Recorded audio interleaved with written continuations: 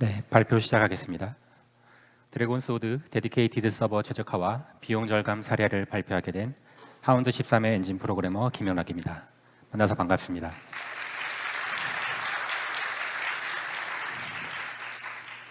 이번 세션을 통해 액션 RPG 게임인 드래곤 소드에서 데디케이티드 서버를 어떻게 최적화하였는지, 그리고 그 결과 어느 정도의 비용 절감을 하게 되었는지 공유해 보도록 하겠습니다. 발표자 소개입니다. NC소프트의 리드 프로그래머로 메카닉 TPS 장르인 프로젝트 혼의 개발에 참여하여 2014 G스타에 출품하였습니다. 원더피플의 배틀로얄 슈팅 게임 슈퍼피플에서 리드 엔지니어로 데디케이티드 서버 최적화와 빌드 배포 성능 프로파일링 자동화 시스템을 개발하였으며 스팀을 통해 전 세계 글로벌 서비스를 진행했습니다. 현재는 하운드 13에서 액션 RPG 게임 드래곤 소드의 엔진 프로그래머로 빌드 배포 통합 솔루션인 데브옵스를 개발하였으며 데디케이티드 서버의 최적화와 멀티플레이 동기화를 책임지고 있습니다. 오늘 발표할 세션의 목차입니다. 드래곤 소드 프로젝트 소개를 시작으로 AWS 비용을 분석하고 최적화 전략을 공유합니다. 데디케이티드 서버 성능 최적화와 네트워크 최적화, 그리고 멀티게임 세션에 대해 알아봅니다. 마지막으로 이러한 최적화를 통해 데디케이티드 서버 비용이 얼마나 절감되었는지 실제 사례를 통해 알아보도록 하겠습니다. 먼저 현재 개발 중인 드래곤 소드 프로젝트에 대해 짧은 티저 영상을 보며 간단하게 소개해 드리겠습니다.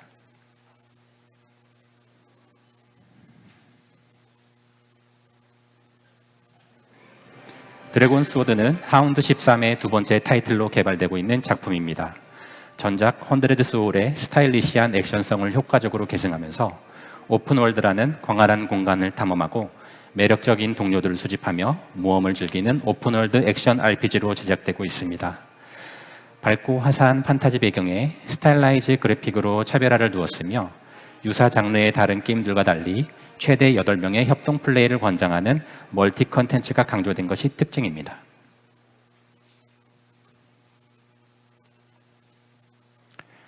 이와 같이 멀티플레이를 강조하는 만큼 드래곤 소드에서는 데디케이티드 서버를 효율적으로 사용하면서 비용을 절감하려는 노력이 필요했습니다. 구체적인 최적화 사례에 앞서 대표적인 클라우드 서비스인 AWS 비용을 분석해보고 최적화 전략에 대한 방향을 공유해보고자 합니다. AWS는 EC2 인스턴스라는 클라우드 컴퓨팅 환경을 제공합니다. 여러 가지 요금제가 있지만 대부분 크게 두 가지, 온디맨드 인스턴스와 스팟 인스턴스의 선택지가 있습니다. 온디맨드 인스턴스는 사용한 만큼 인스턴스에 대한 요금을 지불하는 방식입니다. 임의의 중단은 없지만 스팟 인스턴스 대비 비용이 높습니다. 스팟 인스턴스는 미사용 EC2 인스턴스를 요청하여 EC2 비용을 대폭 줄일 수 있습니다.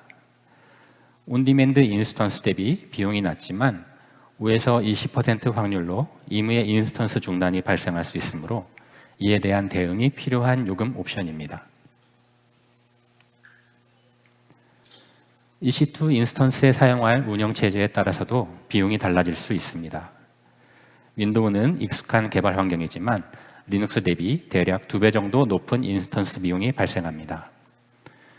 리눅스는 윈도우즈 대비 50% 이상 비용이 낮지만 얼리언 엔진에 통합되지 않은 라이브러리들도 꽤 있어서 직접 연동 처리를 해줘야 되는 경우가 많습니다. 또한 개발 환경이 윈도우즈라면 WS 등과 같은 리눅스 개발 환경을 별도로 구성해줘야 합니다. EC2 인스턴스 유형은 많은 타입이 있지만 데디케이티드 서버로 적합한 타입은 대부분 C 시리즈와 M 시리즈라고 생각합니다. 코어 성능, 코어 개수, 메모리 용량에 따라 여러 가지 구성을 선택할 수 있으며 리전에 따라 가격은 조금씩 다르지만 대부분 코어 개수가 적을수록 메모리가 낮을수록 비용이 낮아집니다. 프로젝트 규모나 성격에 따른 데디케이티드 서버에 필요한 사양에 따라 적절한 인스턴스 타입을 선택하면 서비스 비용을 절감하는 데 도움이 될 수 있습니다. 게임 접속 유저 수는 상황에 따라 변동되기 마련입니다. 최대 유저 수를 감안해서 EC2 인스턴스를 정적으로 확보해 놓는다면 서버 비용 낭비가 심해집니다. AWS는 상황에 따라서 EC2 인스턴스의 수를 늘렸다 줄였다 할 수 있는 오토 스케일링을 제공하고 있으며 게임 리프트, 플릿IQ를 사용하여 접속 유저 수에 따라 인스턴스를 동적으로 관리할 수 있습니다. 오토 스케일링을 사용하더라도 온디맨드 인스턴스 혹은 스팟 인스턴스 둘 다 선택 가능하기 때문에 오토 스케일링 기능은 꼭 필수로 사용하길 추천드립니다. 그리고 네트워크 비용도 빼놓을 수 없습니다. EC2 트래픽의 경우 수신은 무료이지만 송신 비용은 사용량만큼 증가되기 때문에 가급적 수신 데이터보다는 송신 데이터 최적화에 초점을 맞추는 게 좋습니다. 지금까지 AWS 비용 절감을 위해 언급한 내용을 정리하자면 다음과 같습니다. 윈도우즈보다는 리눅스 운영체제를 추천드립니다. 게임 리프트, 플릿IQ와 같은 오토 스케일링 기능은 선택이 아니라 필수입니다. 쉽지 않은 내용이긴 하지만 임의의 중단에 대응할 수 있다면 스팟 인스턴스를 사용하는 게 좋습니다.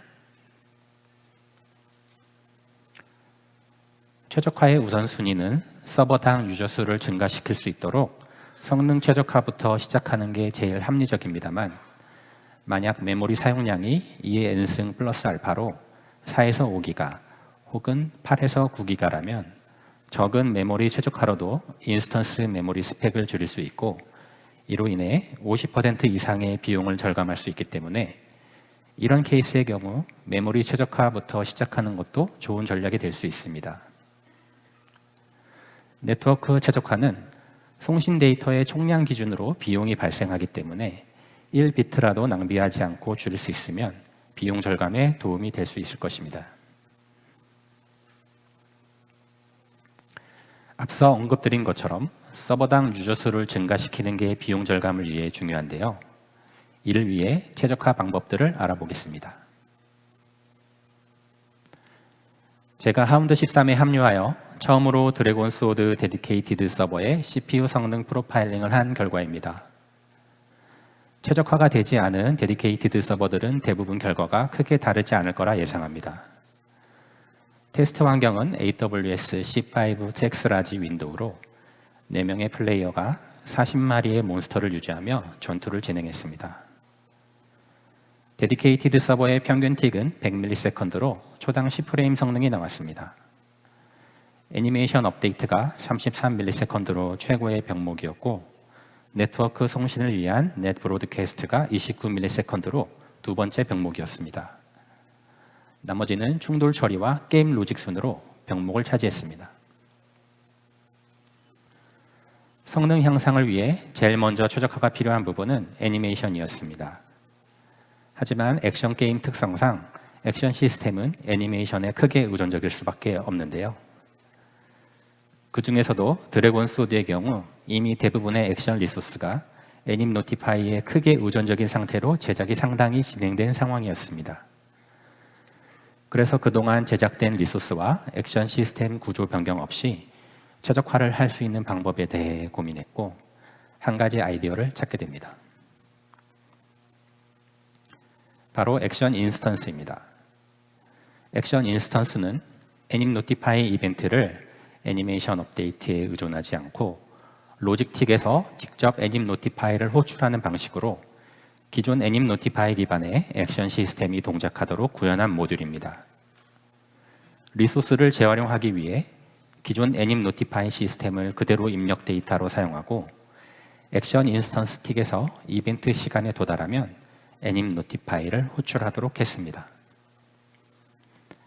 예제 코드에서는 매틱마다 현재 플레이 중인 애니메이션 시퀀스로부터 애님 노티파이 정보를 읽고 시간을 체크한 후 애님 노티파이를 직접 호출하는 액션 인스턴스 클래스 코드를 보여주고 있습니다. 액션 인스턴스를 사용하면 더 이상 애니메이션 업데이트에 의존하지 않아도 되기 때문에 액션 인스턴스 옵션이 활성화된 캐릭터의 경우 데디케이티드 서버에서는 애니메이션 업데이트를 과감하게 껐습니다. 이로 인해 액션 인스턴스를 사용하는 캐릭터의 경우 공격 충돌 판정에도 변화가 생겼는데요. 액션 인스턴스를 사용하지 않을 때는 왼쪽 그림처럼 애니메이션 업데이트가 발생하기 때문에 본에 의존적인 스윕 테스트를 통해 충돌 판정을 감지할 수 있었습니다.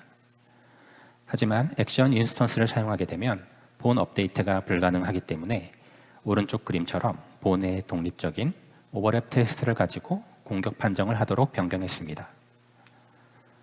정교한 스윕 테스트가 반드시 필요한 대형 몬스터와 플레이어 캐릭터의 경우 액션 인스턴스를 사용하지 않았고 일반 몬스터의 경우에만 액션 인스턴스를 적용하였습니다. 그 결과 애니메이션 최적화뿐만이 아니라 공격 충돌 판정으로 인한 병목도 같이 개선할 수 있었습니다. 충돌에 대한 이야기가 나온 김에 컬리전 성능에 대해서도 언급해 보려고 합니다. 컬리전 체크에서 가장 큰 병목은 단연코 오버랩 테스트였습니다. 특히 오버랩 테스트 영역이 클수록 병목은 더욱더 심해졌는데요. 공격 판정과 이동을 제외하면 충돌 체크에서 대부분의 병목은 근처에 존재하는 액터들을 찾기 위해 스피어 타입의 오버랩 테스트에서 발생했습니다. 이 병목을 해결하기 위해서 다이나믹 스태틱 액터 모드를 2D 그리드로 관리하도록 했습니다. 월드 그리드 2D에서 오너가 속한 그리드의 셀에 포함되는 액터와의 거리 계산을 통해 가까운 액터들을 얻어오는 방식으로 충돌 병목을 최적화하였습니다. 애니메이션에 이어 두 번째 성능 병목은 바로 넷 브로드캐스트였습니다.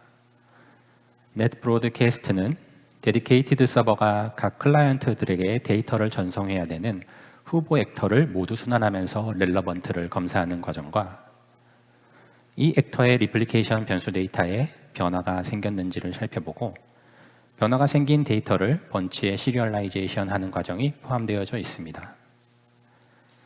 오픈월드 레벨에 존재하는 수많은 리플리케이션을 필요로 하는 액터로 인해 넷 브로드캐스트 최적화가 반드시 필요한 상태였습니다.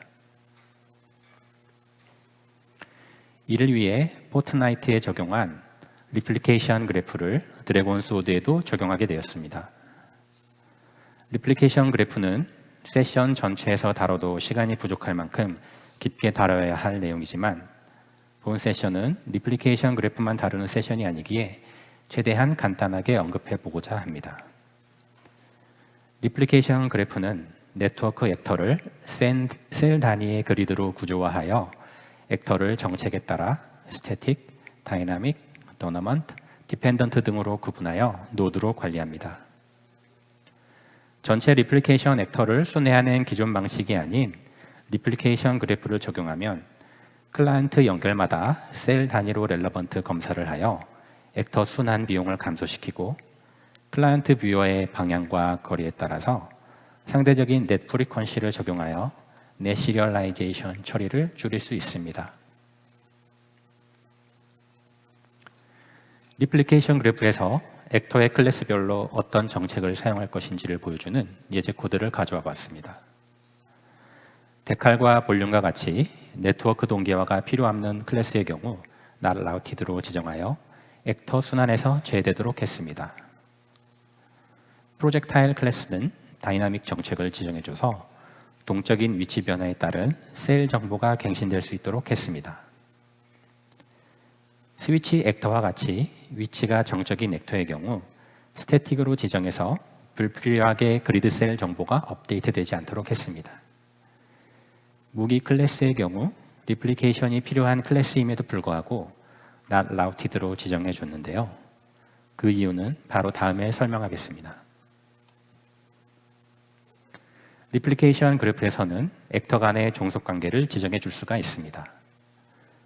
예제 코드처럼 캐릭터가 자신의 무기를 장착하고 해제할 때마다 종속 관계를 설정 해제해 준다면 현재 캐릭터가 장착한 무기에 대해서는 렐러번트 검사 없이 리플리케이션이 가능해져서 성능 향상에 도움이 될 수 있습니다. 클라이언트 뷰어의 방향과 거리에 따라서 상대적인 넷 프리퀀시를 적용한 코드 예제입니다. 뷰어 뒤쪽에 있는 액터는 거리에 따라서 7에서 8프레임 간격으로 측면과 후면에 위치한 경우에는 5에서 8프레임, 3에서 8프레임 간격으로 다른 넷 프리퀀시를 적용한 코드입니다. 이 과정을 통해 동기화에 크게 이슈가 생기지 않는 선에서 넷 브로드캐스트의 성능을 향상시킬 수 있습니다.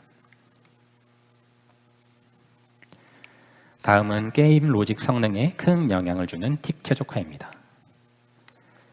해당 옵션들은 많이 익숙하실 텐데요. 틱 처리가 필요 없는 액터나 컴포넌트라면 비켄 에버틱을 폴스로 줘서 서버 클라이언트 구분 없이 틱 처리를 처음부터 해주지 않는 게 좋습니다. 클라이언트에서만 틱이 필요한 액터나 컴포넌트라면 be allow tick on dedicated 서버를 폴스로 설정해줘서 데디케이티드 서버에서는 꺼주면 좋습니다. 액터나 컴포넌트가 생성되자마자 틱 처리가 필요한 게 아니라면 be start with tick enabled를 폴스로 설정하여 틱 처리를 최대한 늦춰주면 좋습니다. 그리고 필요할 때만 set tick function enable을 함수를 사용해서 켜고 필요하지 않을 때는 다시 꺼주면 좋습니다. 매 프레임마다 틱 처리가 필요한 게 아니라면 틱 인터벌을 지정해줘서 초당 틱 처리 횟수를 줄여주면 좋습니다. 지금까지 언급한 성능 최적화 기법을 적용한 전후 프로파일링 결과입니다. 최적화 전과 동일한 EC2 인스턴스 타입으로 테스트를 진행했습니다. 4명 플레이어 40마리 몬스터에서 8명 플레이어 100마리 몬스터로 스트레스 조건을 2배 이상으로 늘렸습니다. 더 가혹한 조건에서도 평균 틱이 100ms에서 29ms로 향상되었습니다. 더 자세하게 살펴보면 애니메이션 5ms, 넷 브로드캐스트 11ms, 컬리전 7ms, 로직 6ms로 줄어들었습니다.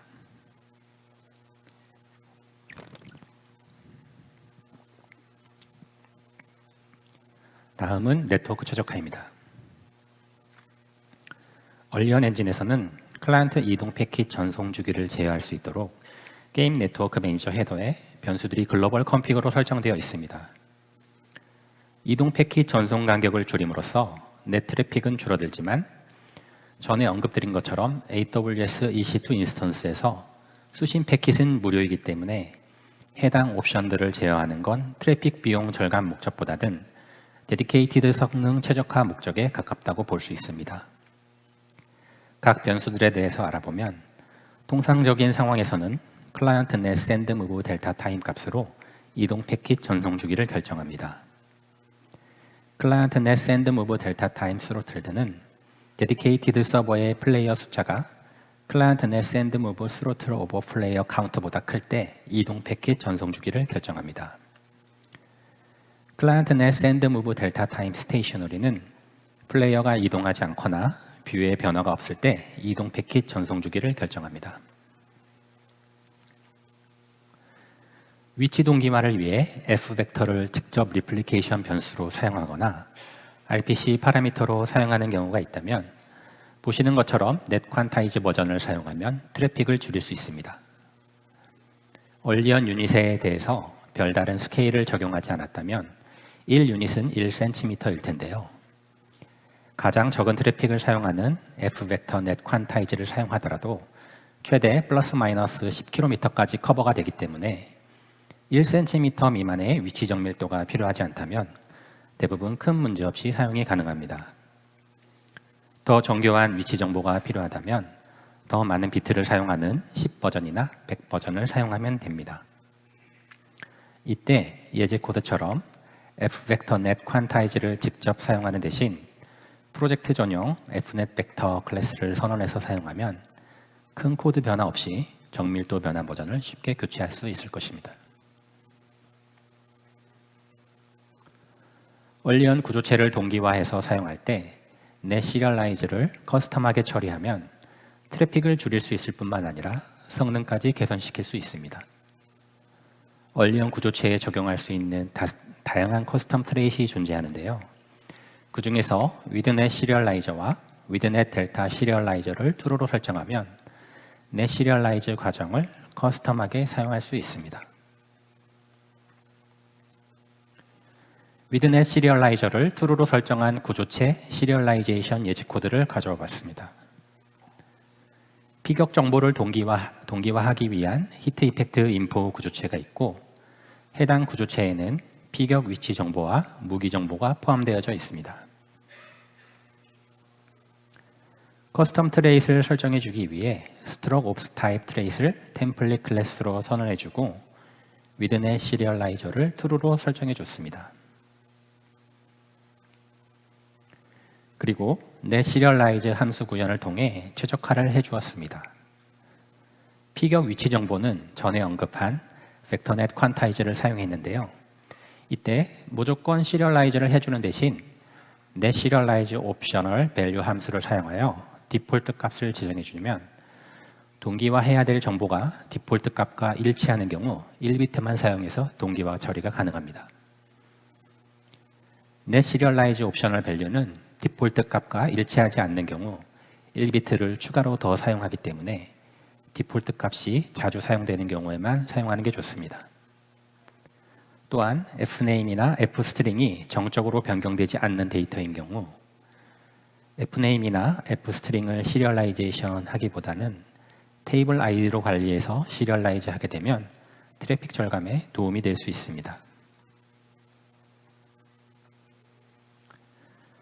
구조체 배열을 시리얼라이즈 할 때는 T-어레이를 사용하기보다는 패스트 어레이 시리얼라이저를 사용하면 성능 최적화에 유리합니다.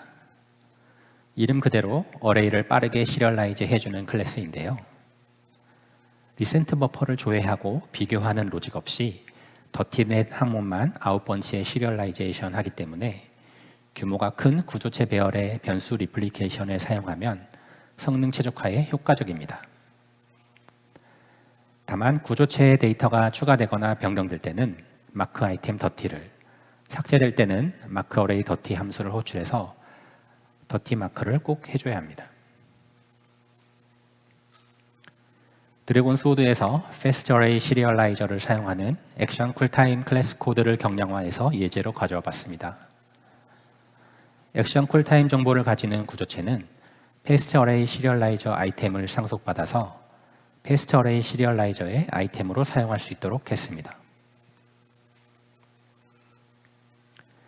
각 액션의 쿨타임 정보를 가지는 DS 쿨타임 컨테이너 클래스는 패스트 어레이 시리얼라이저를 상속받았습니다. DS 쿨타임 컨테이너 클래스가 델타 시리얼라이제이션 처리를 하도록 스트럭 옵스 타입 트레이트 구조체를 상속받고 위드넷 델타 시리얼라이저를 true로 설정해 줬습니다.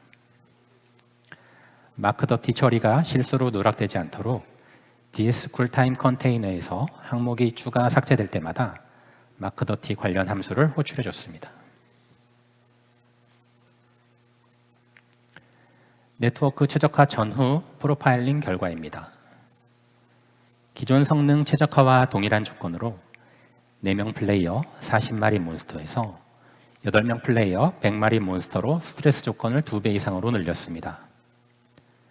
송신 트래픽은 피어 기준 35KB/s에서 12.7KB/s로, 수신 트래픽은 피어 기준 23.2KB/s에서 15.4KB/s로 감소했습니다.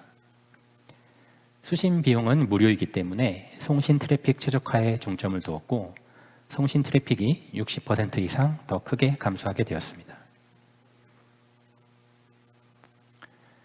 이러한 최적화 결과를 기반으로 인스턴스당 유저 수를 8명으로 가정하여 최적화 전후 데디케이티드 서버 비용을 예상해 보았습니다. 최적화 전에는 월간 인스턴스 비용이 $270, 네트워크 비용 $78였습니다. 유저당 월간 비용으로 계산하면 $43입니다.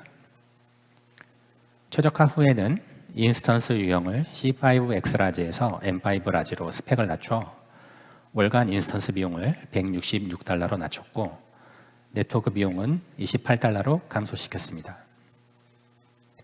여기에 운영체제를 윈도우즈에서 리눅스로 전환하였고 인스턴스 비용이 다시 $84로 50% 감소되었습니다. 유저당 월간 비용으로 전환해서 보면 최적화 전에는 $43이고 최적화 후에는 $24, 그리고 리눅스 전환을 통해 14달러로 줄어들어 68% 감소될 것으로 예상할 수 있습니다.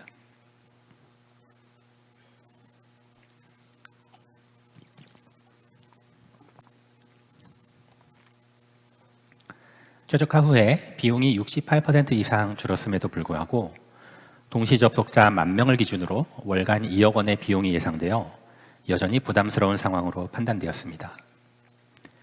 데디케이티드 서버 한 대당 플레이어 수를 8명으로 제한하고 있는 드래곤 소드의 특성상 인스턴스당 유저 수를 더 늘릴 수 있는 방법은 프로세스의 개수를 늘리는 것이었는데요. 그렇다고 투코어 인스턴스 환경에서 2개 이상의 프로세스를 실행하는 방식은 성능에 큰 부담이 되었습니다. 그래서 한 개의 프로세스로 여러 개의 게임 플레이를 할 수 있는 방법을 고민하게 되었고 해결 방법을 찾게 됩니다. 바로 멀티게임 세션입니다. 멀티게임 세션은 데디케이티드 서버 프로세스 한 개에 N개의 게임을 운영하는 방식입니다. 엔진 코어 로직과 스레드, 필수 메모리 등은 한 개의 프로세스에서 자원을 공유하고 독립된 게임 지원을 위해 필요한 필수 엔진 요소만 게임마다 생성해서 관리합니다. 보시는 이미지처럼 독립된 게임을 위한 게임 인스턴스, 월드, 넷 드라이버 등의 필수 요소 등은 필요한 게임만큼 생성 관리하고 나머지 자원은 모두 단일 프로세스에서 공유하게 됩니다. 이 멀티게임 세션은 얼리언 엔진에서 지원하는 기능은 아니라서 해당 기능을 위해서는 엔진의 많은 부분을 직접 수정해 줘야 합니다. 멀티게임 세션은 장점만 있는 건 아닙니다. 게임 로직 자원이 n배로 늘어나기 때문에 게임 로직에 대한 최적화가 반드시 선행되어져야 합니다. 또한 다른 게임 세션에 영향을 줄 수 있기 때문에 크래시나 순간적인 성능 저하인 히치에 대해 더 철저한 관리가 필요합니다. 멀티게임 세션으로 데디케이티드 서버가 어떻게 운영 관리되고 있는지를 설명하기 위해 드래곤 소드 프로젝트에서 사용되고 있는 데브옵스 솔루션 화면의 일부를 가져왔습니다. 데브옵스는 개발 과정에서 필요한 빌드, 배포, 테스트 관리를 위한 웹 기반 통합 솔루션으로 백엔드와 런처는 러스트, 프론트엔드는 뷰와 타입스크립트를 사용하여 제가 직접 개발하고 관리하고 있습니다. 데브옵스 솔루션은 개발자 누구나 쉽게 버튼 클릭 한 번으로 패키징된 버전을 릴리즈할 수 있고 릴리즈된 버전이나 특정 버전을 지정하여 클라이언트와 데디케이티드 서버를 업데이트하고 실행이 가능합니다. 또한 자동으로 내 로컬 PC에 데디케이티드 서버를 실행시켜 매칭 서버가 관리하는 매칭풀로 등록시킬 수 있습니다. 이 기능을 활용하면 개발 중에 데디케이티드 서버가 부족하게 될 경우 별도의 추가 장비 증설 없이 개발자들의 로컬 PC를 활용하여 데디케이티드 서버를 쉽게 늘릴 수 있습니다. 뿐만 아니라 데디케이티드 서버의 로컬 개발 디버깅에도 유용하게 사용되고 있습니다. 현재 이미지는 데브옵스의 데디케이티드 서버 관리 페이지인데요. 개발 내부 데디케이티드 서버와 프로파일링용 AWS 데디케이티드 서버가 리눅스 빌드 버전으로 운영되고 있는 상황을 직관적으로 확인할 수 있습니다. 데브옵스 솔루션의 이미지를 보면 제가 실행시킨 리비전 108136 버전의 윈도우즈 빌드 데디케이티드 서버가 보일 텐데요. 제 로컬 윈도우즈 PC에서 띄웠기 때문에 소유자가 제 계정으로 되어 있고 단일 프로세스 1개에 3개의 멀티 세션을 사용하여 데디케이티드 서버를 띄운 상태입니다. 멀티게임 세션이 활성화된 상태로 데디케이티드 서버를 구동시키면 멀티 세션 개수만큼 엔트리 레벨을 로딩하고 아이들 상태로 대기하게 됩니다. 이 기능을 위해 필요한 게임 세션 수만큼 별도의 레벨 패키지를 추가로 생성하고 로드한 뒤에 월드와 넷 드라이버 등 게임 운영에 필요한 필수 요소들을 설정할 수 있도록 엔진 코드를 변경했습니다. 그리고 각 세션마다 리슨 포트가 다르게 바인딩 되도록 했습니다. 매칭 서버로부터 특정 레벨을 로드하라는 요청을 받게 되면 프로세스에서 사용할 메모리 최소화를 위해 3개의 세션에서 동일한 레벨을 로드하게 됩니다. 이미지에서는 루피라는 레벨의 매칭 요청을 받아서 3개의 세션이 모두 로디드된 상태를 확인할 수 있습니다. 3개의 게임 세션이 같은 프로세스에 있기 때문에 프로세스 UID와 IP가 같고 포트만 서로 다른 것을 확인할 수 있습니다. 매칭 서버는 데디케이티드 서버를 프로세스뿐만이 아니라 IP 포트 정보로 분리된 게임처럼 관리하도록 하여 각 세션마다 독립적으로 매칭 운영될 수 있도록 하였습니다. 드래곤 소드의 경우 처음부터 멀티게임 세션을 감안하고 게임 컨텐츠가 구현된 상황이 아니었기 때문에 종료된 게임 세션을 재활용하기에 어려움이 있었습니다. 이 때문에 게임이 종료된 세션은 폐기 후 다른 게임이 종료되기를 기다리도록 처리했습니다. 이미지를 보면 8800번 포트를 사용하는 세션이 게임이 종료되어 폐기된 상태로 대기하고 있고 8801번 포트를 사용하는 세션은 테스트를 위해 제가 혼자 접속한 상태라서 플레이어는 저 하나로 표시되고 세션 상태는 플레이 중인 상황을 보여주고 있습니다. 8802번 포트를 사용하는 세션은 아직 게임이 시작되지 않은 로디드된 상태를 보여줍니다. 모든 세션에서 게임이 종료되면 프로세스는 종료되고 다시 시작되어 아이들 상태로 매칭 서버의 요청을 기다리게 됩니다. 이미지에서는 신규로 시작된 데디케이티드 프로세스가 기존 프로세스 UID와 다른 것을 확인할 수 있습니다. 만약 게임 세션 리셋이 수월하거나 처음부터 게임 세션 리셋을 감안하고 개발한다면 게임 세션을 빠르게 재활용하여 서버 운영 비용을 더 절감할 수 있을 것입니다. 멀티 세션을 적용한 후 추가적인 성능 최적화를 진행하여 유저 수가 8명에서 24명으로 3배가 증가되었음에도 불구하고 동일한 M5 라지 리눅스 인스턴스 환경에서 운영이 가능해졌습니다.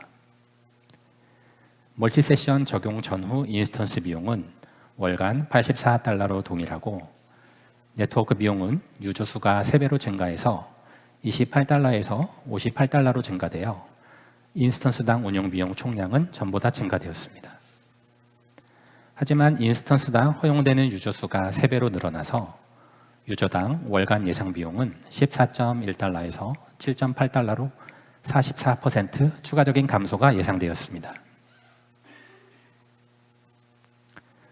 지금까지 데디케이티드 서버의 성능을 향상시키고 AWS 비용을 절감하기 위한 방법과 그 성과들에 대해 알아보았습니다. 지금부터 최적화 전후에 따른 데디케이티드 서버 비용 절감 사례에 대해 공유해 보도록 하겠습니다.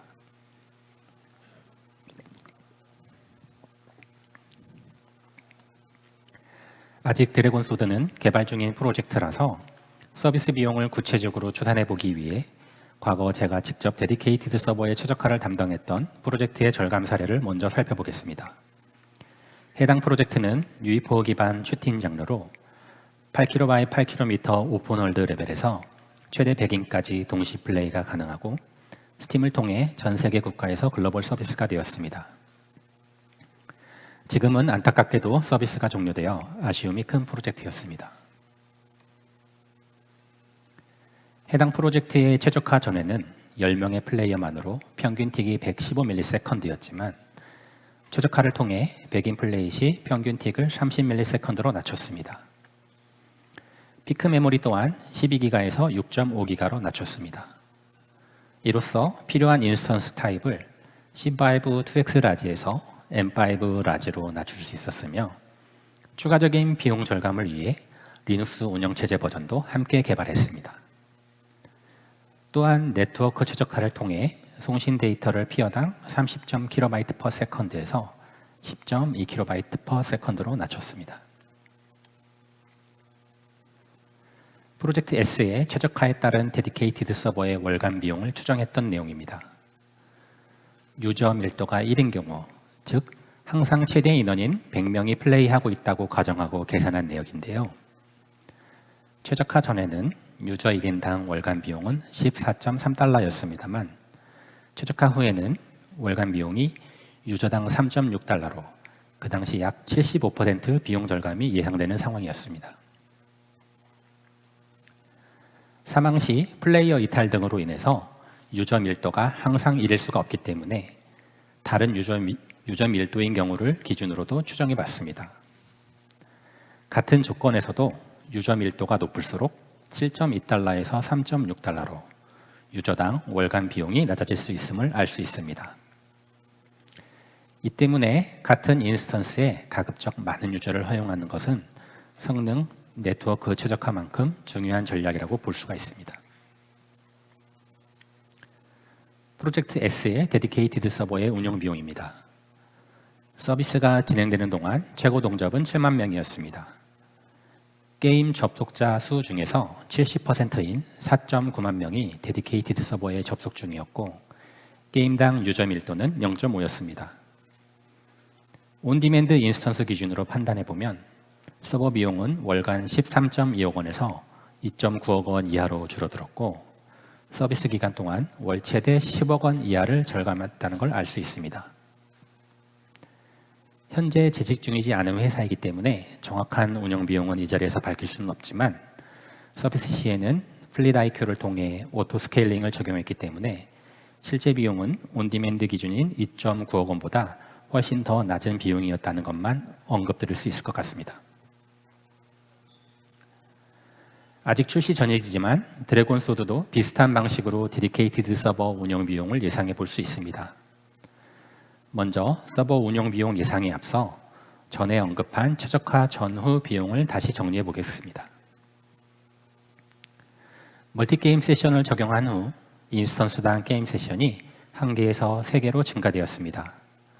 이에 따라 인스턴스당 플레이어도 8명에서 24명으로 증가되었습니다. 이런 유저수 증가에도 불구하고 성능 최적화를 통해 코어 성능을 낮춘 C5 X라지 윈도우에서 M5 라지 리눅스로 인스턴스 스펙을 낮췄고 월간 인스턴스 비용을 270달러에서 84달러로 줄였습니다. 네트워크 비용은 유저 수가 3배 증가했음에도 불구하고 네트워크 최적화로 인해 78달러에서 84달러로 비슷한 비용을 유지시켰습니다. 이를 유저 1인당 월간 비용으로 계산하면 43.6달러에서 7.8달러로 82% 대폭 감소되었습니다. 이를 기반으로 동시 접속자를 7만 명으로 가정 시 멀티플레이 비중에 따라 절감 비용을 예상해 보면 다음과 같습니다. 만약 동시 접속자 중 25%인 17,000명이 데디케이티드 서버에 접속한다고 가정한다면 10억 원에서 1.8억 원으로 줄어들어 월간 8.2억 원을 절감할 수 있습니다.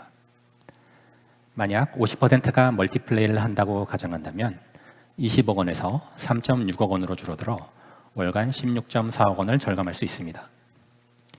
만약 75%인 5.2만 명이 멀티플레이를 한다고 가정한다면 30억 원에서 5.4억 원으로 줄어들어 월간 24.6억 원을 절감할 수 있을 것으로 기대하고 있습니다. 준비한 내용은 여기까지입니다. 그리고 마지막으로 제일 중요한 내용인데요. 제 개인적으로는 제일 중요합니다. 하운드 13에서는 드래곤 소드를 함께 개발하실 분들을 기다리고 있습니다.